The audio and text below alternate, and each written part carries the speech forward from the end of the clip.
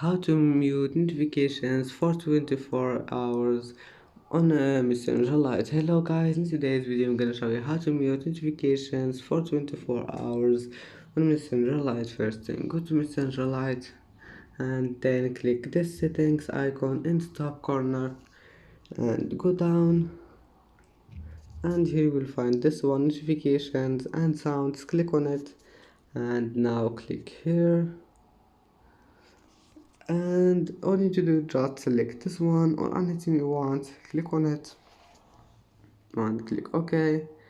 And as you see now, notifications has been muted from for 1 day. And that's it for today's video.